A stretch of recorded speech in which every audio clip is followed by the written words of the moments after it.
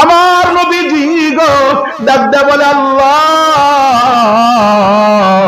না গো না, আমি রাজত্ব চাই না, আমি শুধু চাই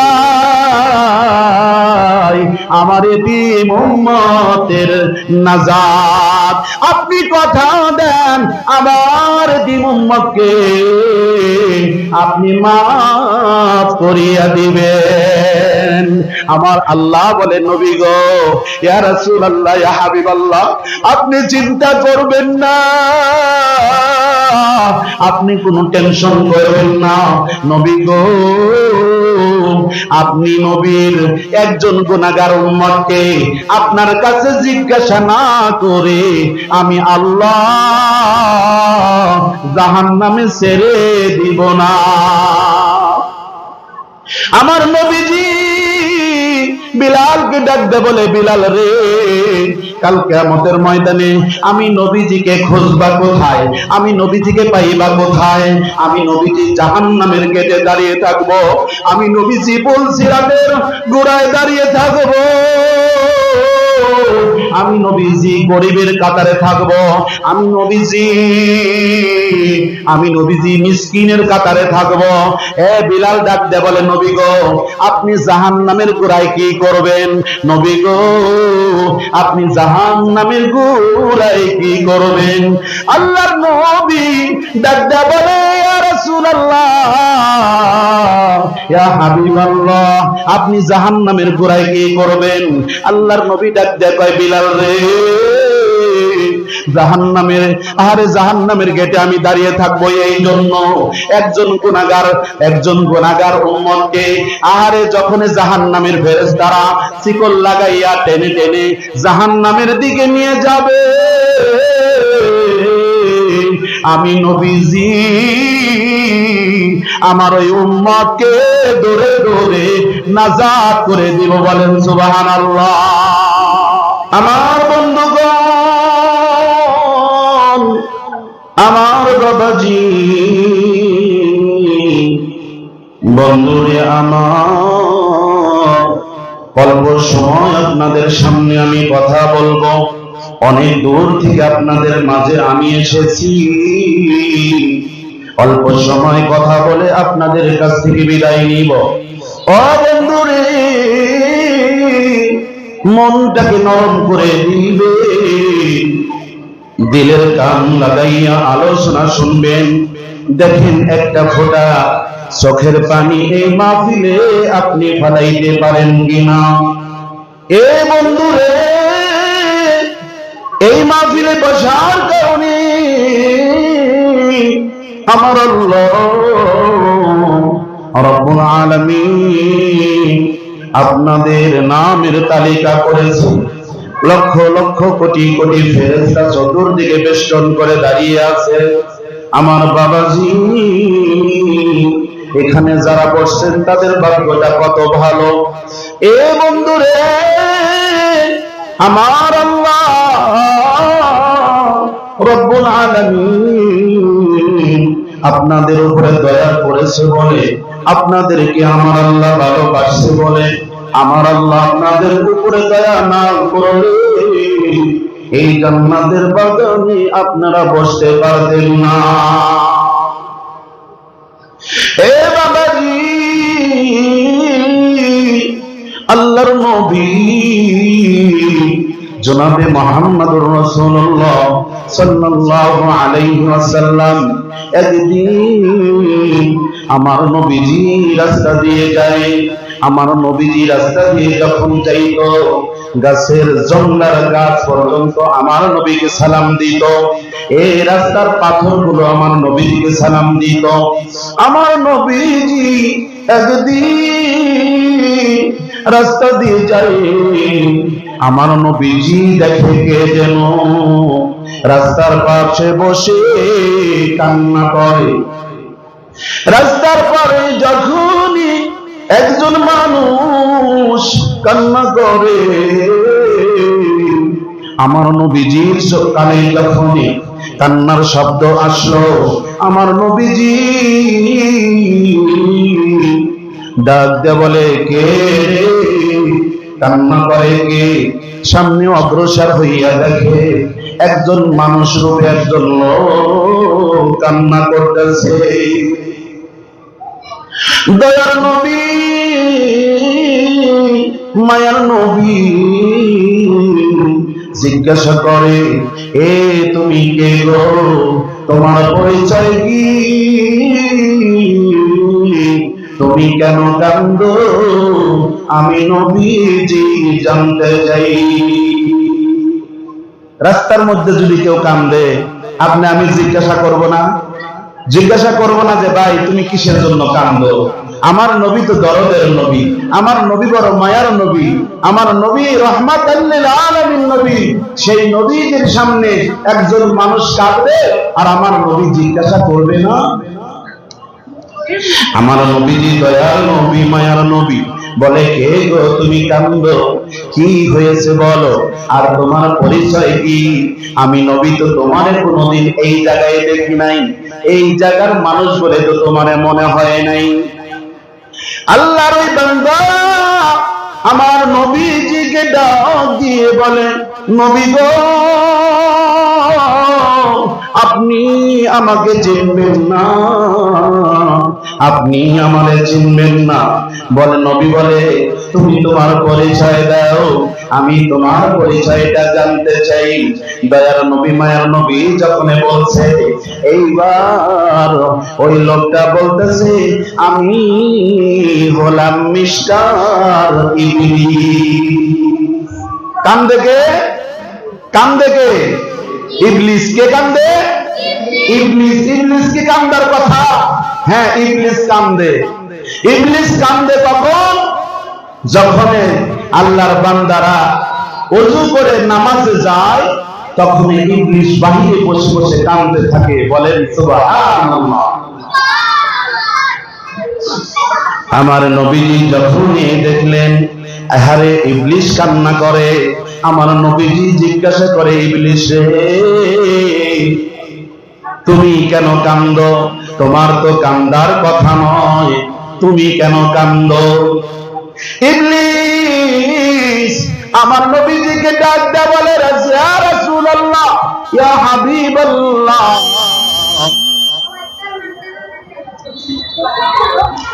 ইয়া রাসূলুল্লাহ, ইয়া হাবিবাল্লাহ, আমি যে কেন কান্দি এবার আপনি শোনেন আমার ঘটনা। ইয়া রাসূলুল্লাহ, ইয়া হাবিবাল্লাহ, আমি কাঁদতেছি আমার মনের দুঃখে। আমার নবীজি ডাকতে বলেন, এ শয়তান, তোর আবার কিসের মনের দুঃখ? এবার শয়তান ডাকতে বলতেছে, ইয়া রাসূলুল্লাহ, ইয়া হাবিবাল্লাহ, আমি কান্দি এই কারণে, আমি একজন মানুষের পিছনে কত সময় ব্যয় করি, একজন মানুষের পিছনে আমি কত সময় লাগাই, কতদিন ওই লোকটার মনের মধ্যে যন্ত্রণা দিয়ে আমি লোকটারে নামাজ থেকে বাগায়া দেই। আমি আপনার উম্মতের উপরে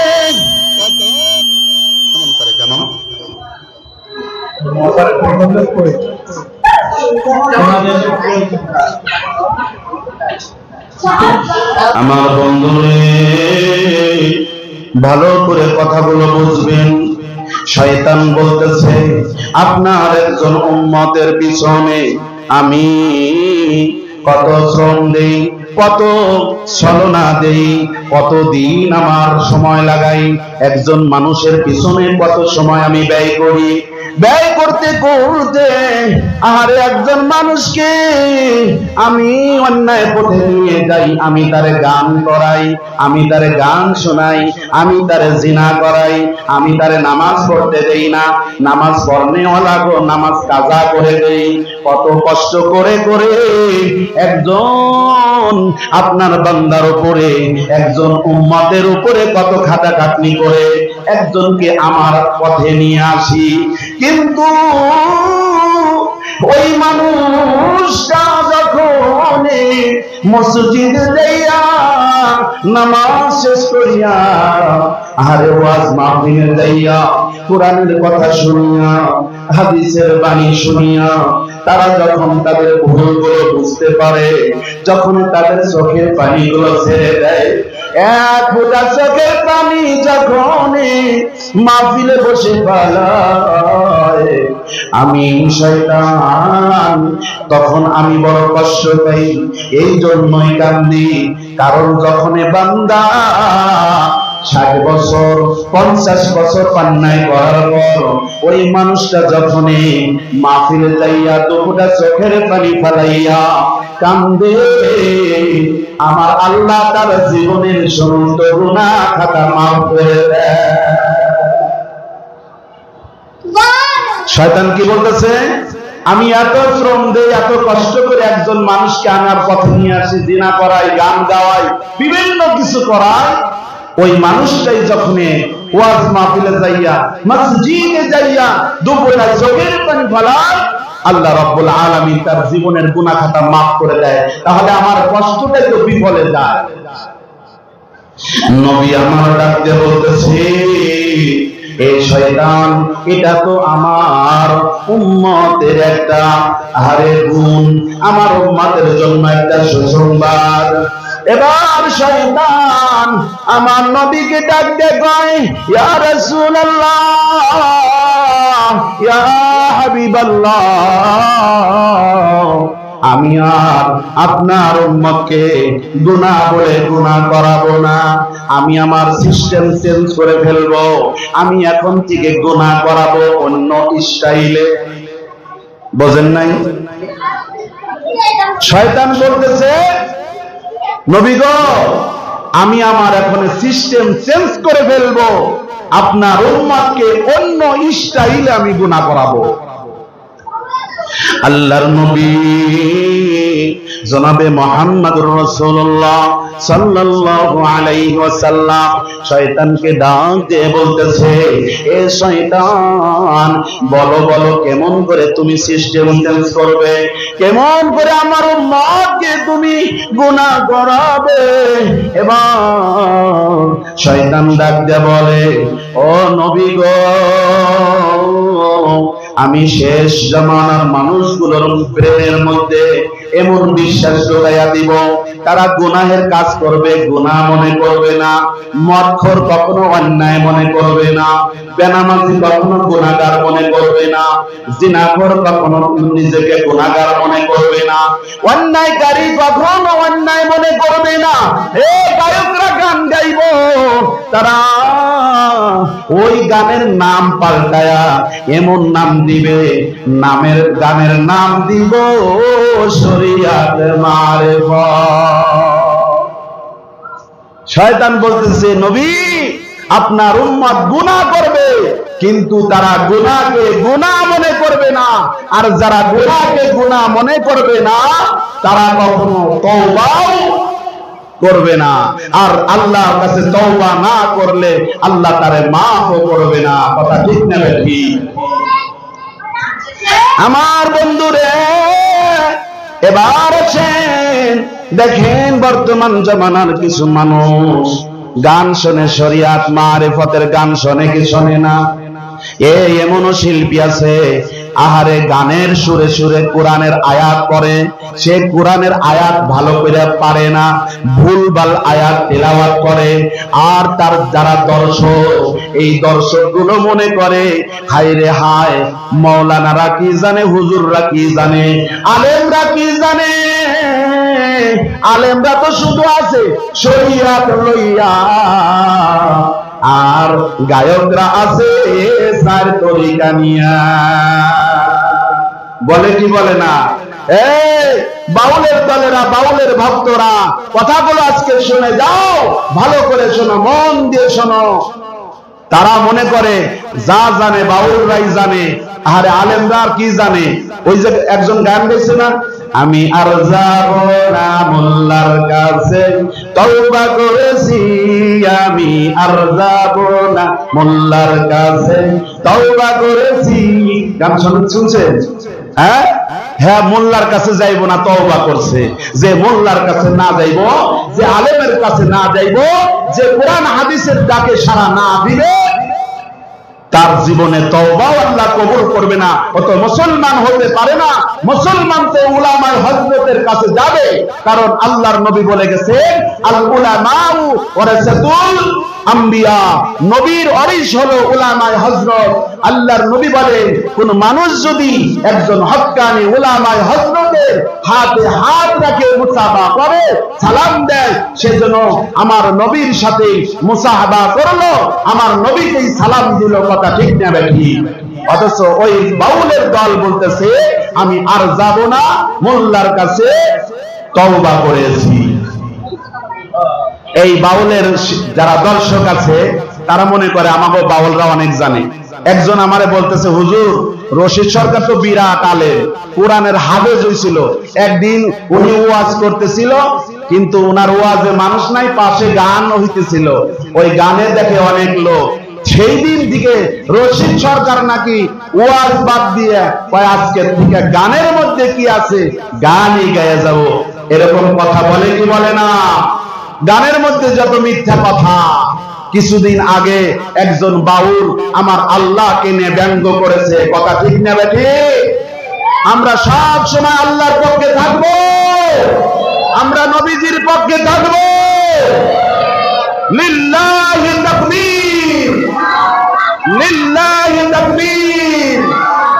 দ্বীন ইসলাম, দ্বীন ইসলাম। আল কোরআনের আলো,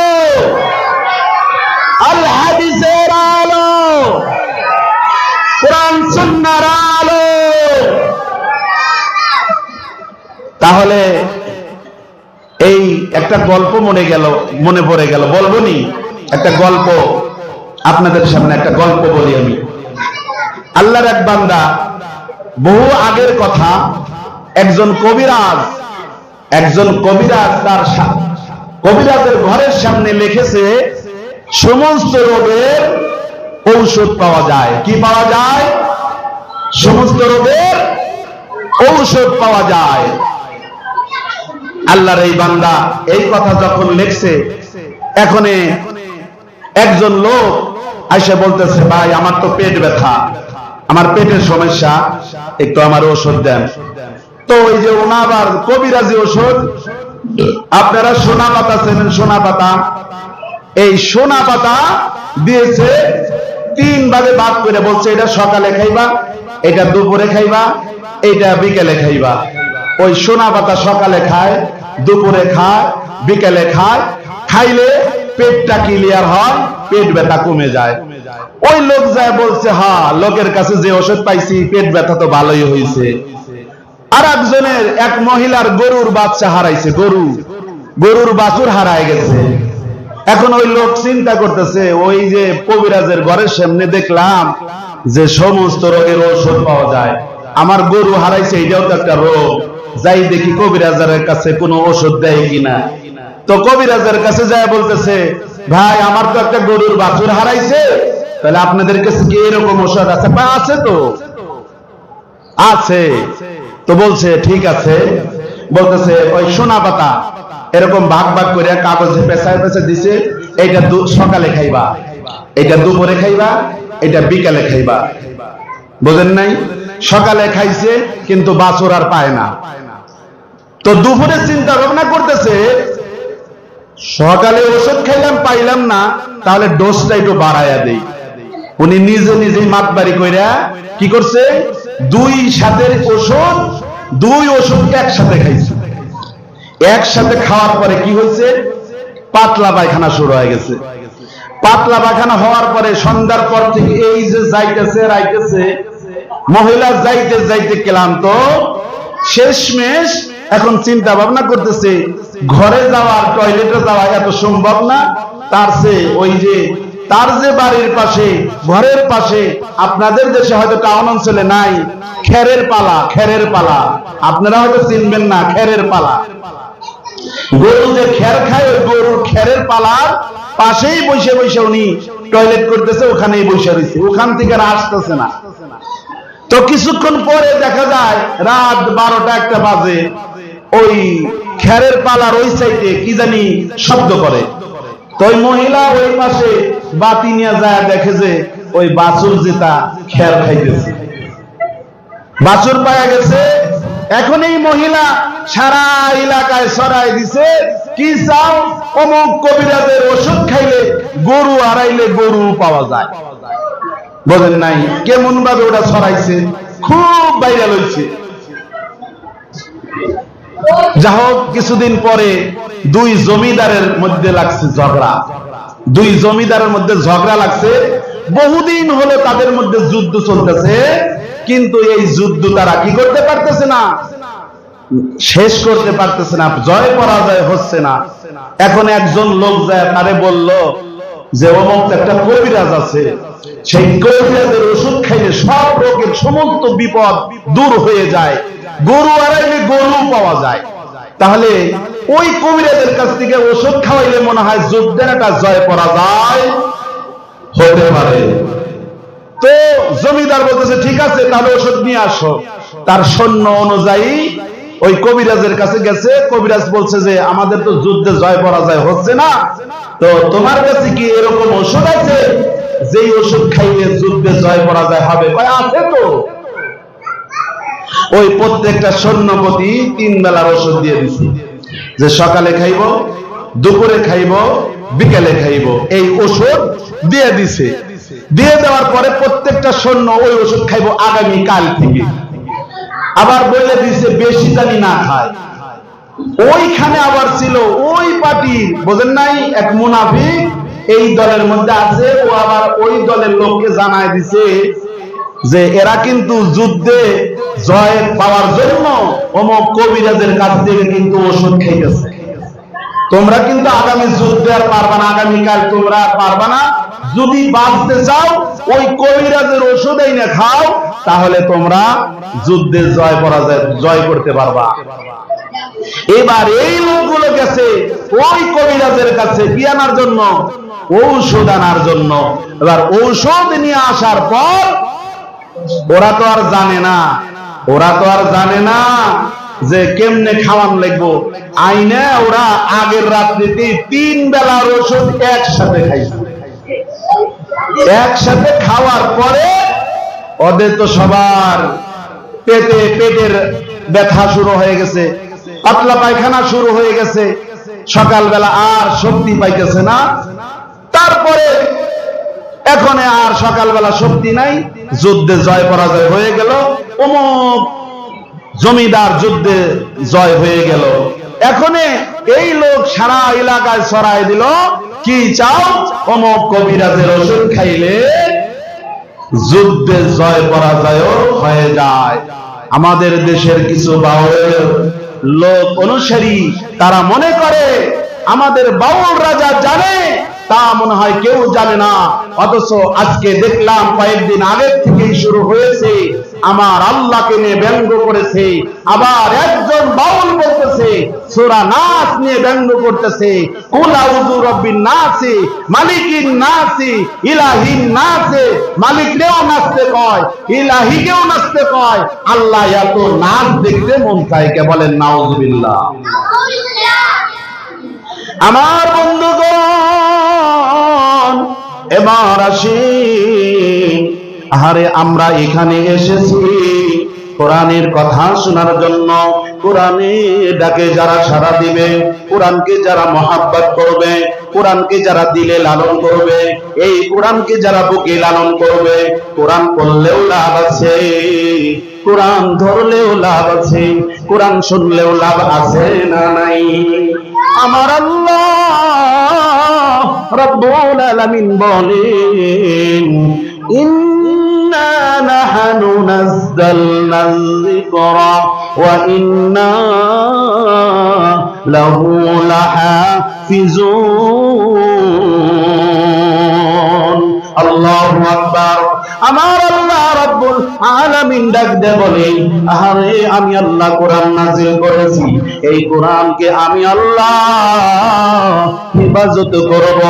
যারা কোরআন পড়বে, যারা কোরআন মানবে, এই কোরআন দিয়ে যারা জীবন গঠন করবে, এই কোরআনকে যারা ভালোবাসবে, এই কোরআনকে যারা এই কোরআন দিয়ে যারা জীবন ব্যবস্থা চালাবে, আমার আল্লাহ রব্বুল আলামিন তাদের ইজ্জত সম্মান আমার আল্লাহ বাড়াইয়া দিবে, তাদের কোনো ভয় নাই। আমার নবীজি বলেন, তারাকতু ফীকুম আমরাইন লাম তাদিল্লু মা তামাসসাকতুম বিহিমা কিতাবাল্লাহি ওয়া সুন্নাতি রাসূলি। আমার নবীজি ডাকতে বলে, গো ও আমার উম্মতেরা, আমি তোমাদের মাঝে দুইটা জিনিস রেখে গেলাম, দুইটা জিনিস। একটা হলো আল্লাহর কোরআন কিতাবুল্লাহ, আর একটা হলো আমি নবীজির সুন্নাহ তোমাদের মাঝে রেখে গেলাম। যারা কোরআন মানবে, যারা আমার নবীজির হাদিস মানবে, আমার আল্লাহ তাদেরকে দামি মানুষ বানায়া দিবে। কেমন দামি বানাইয়া দিবে? আল্লাহ বলেন, তাদের দুনিয়ার জমিনে কোনো ভয় নাই, কিয়ামতের ময়দানে ভয় নাই, কবরে ভয় নাই, তাদের কোনো ভয় নাই।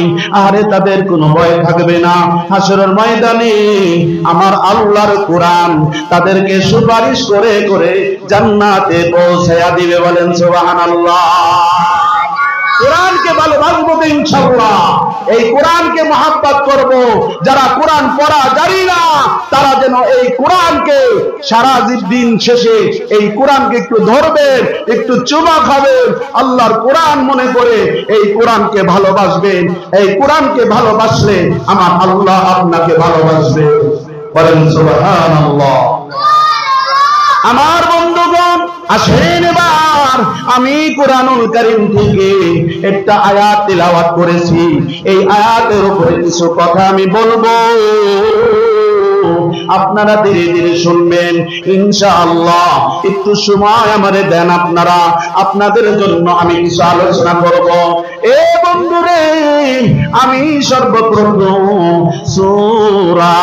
সূরা আলী ইমরান 31 নম্বর আয়াত আমি তেলাওয়াত করেছি।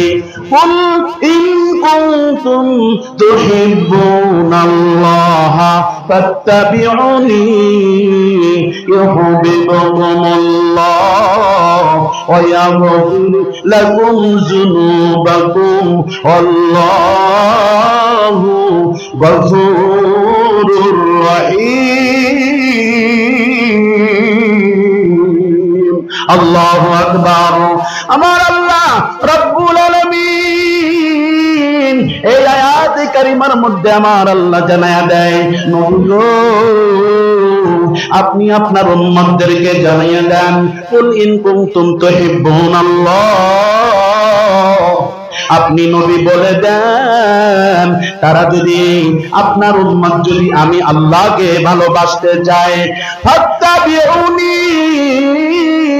ইউহিব্বুকুমুল্লাহ, তারা যেন আপনার অনুসরণ করে, আপনার ইত্তেবা করে, আপনার অনুসরণ আপনার ইত্তেবা যদি করে, ইউহিব্বুকুমুল্লাহ, আমি আল্লাহ তাদেরকে ভালোবাসবো। আল্লাহর ভালোবাসা পাইতে হলে কি করতে হবে বলেন? বলেন। আল্লাহর ভালোবাসা যদি চান, একটা লোক উঠাউঠি করবেন না, কোরআনের মাহফিলের সাথে বেয়াদবি করবেন না, বসছেন ইনশাআল্লাহ বসবেন, এখানে বসলে আল্লাহ আপনার গুনাহ মাফ করে দিবে। জান্নাতের বাগানে যতক্ষণ বসে থাকবে আপনার উপরে আল্লাহর রহমত সাকিনা আপনার উপরে বর্ষিত হতে থাকবে। এজন্য আমরা যতটা সময় পারি ইনশাআল্লাহ আখিরি মোনাজাত না দিয়ে কেউ ইনশাআল্লাহ যাব না ইনশাআল্লাহ। কে কে থাকবেন ইনশাআল্লাহ? হাত তুলে কে কে থাকবেন? লিল্লাহি তাকবীর, লিল্লাহি তাকবীর। আল্লাহ কবুল করে নাও, সকলে বলে আমিন। আমার বন্ধুগণ, তাহলে আমার নবীজিকে কি করতে হবে? আমার নবীজির ইত্তেবা করতে হবে। 2 নম্বর ফাত্তাবিউনি ইহবিবকুমুল্লাহ ওয়া ইয়াগফির লাকুম যুনুবাকুম।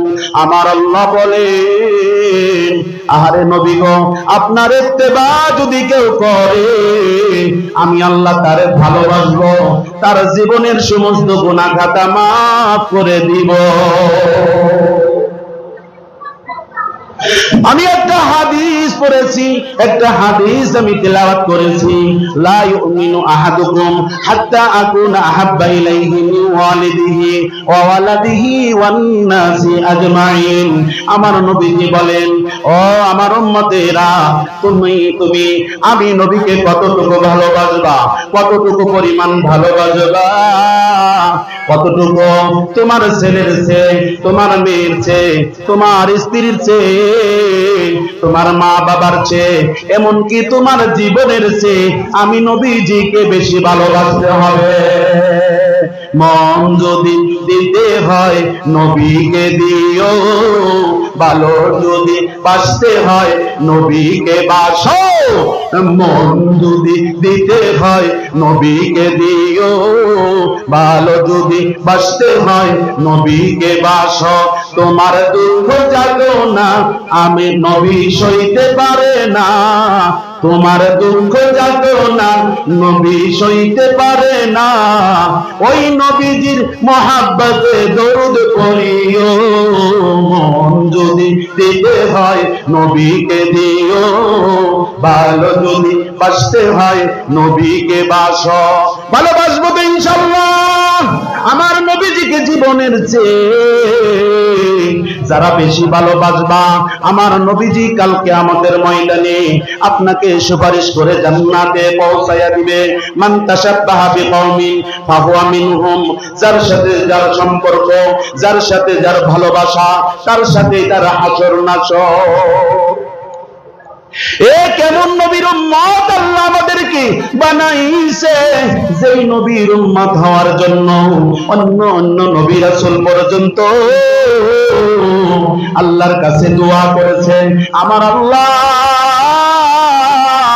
আমরা তো দরখাস্ত জানাই নাই, আমার আল্লাহ আমাদেরকে বিনা দরখাস্তে আহারে শেষ নবীর উম্মত বানাইয়া আমার আল্লাহ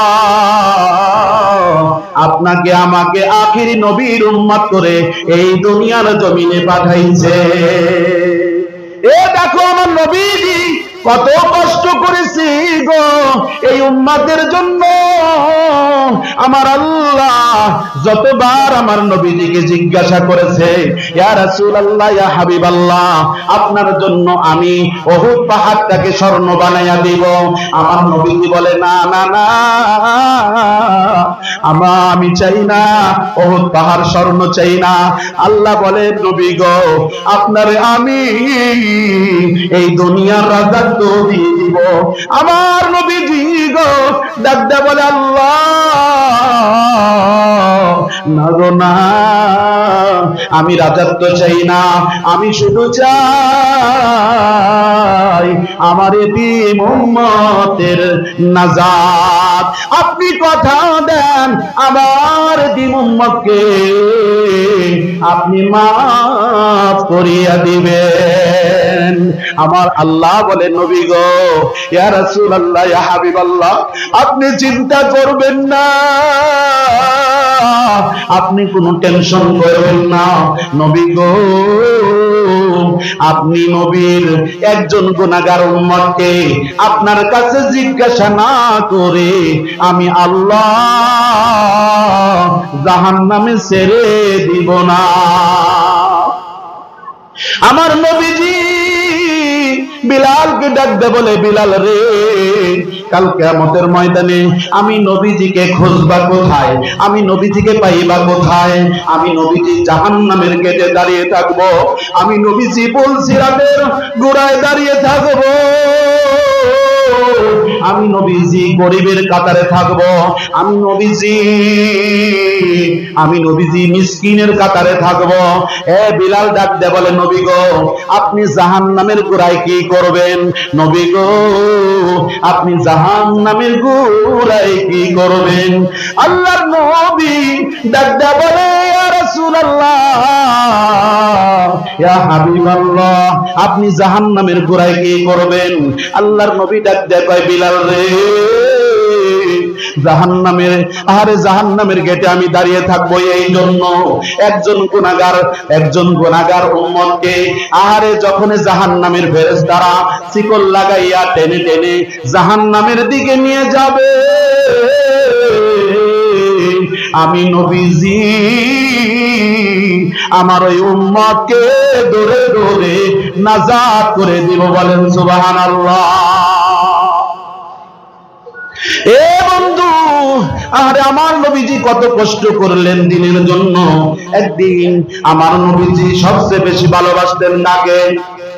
হযরত ফাতেমা রাদিয়াল্লাহু তাআলা আনহাকে। নাকি গণ?